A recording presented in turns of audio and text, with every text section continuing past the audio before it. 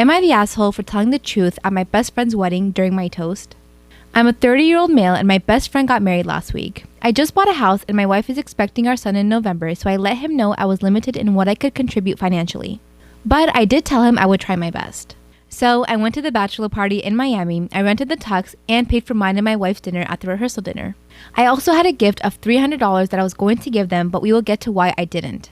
His fiancée at the time would text me multiple times a day with updates. Fine. I didn't always respond, and it got to the point where if I didn't respond at least once a day, I'd get a call from my buddy. She texted me for the following reasons. 1. My wife was not allowed to talk about our pregnancy at all. She didn't want anyone to focus on that more than her, the bride. 2. She was not going to order any special food for my wife. No one asked her to. My wife was fine with whatever she was going to be served.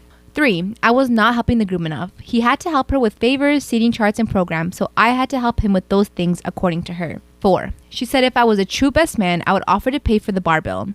I don't even know what that means. 5. She had to read and approve my speech before the rehearsal dinner and wanted to be included as much as my buddy. She told me to make things up if I had to. I was not allowed to include anyone but the two of them, and no inside jokes or stories about my buddy that didn't include her.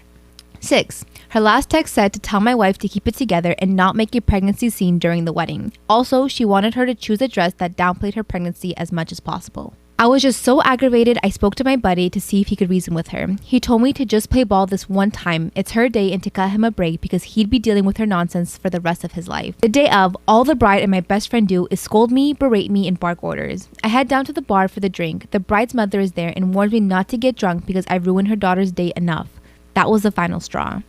I didn't give them the card with the cash, and in the speech, I used my friend's exact wording about having to deal with her nonsense for the rest of his life.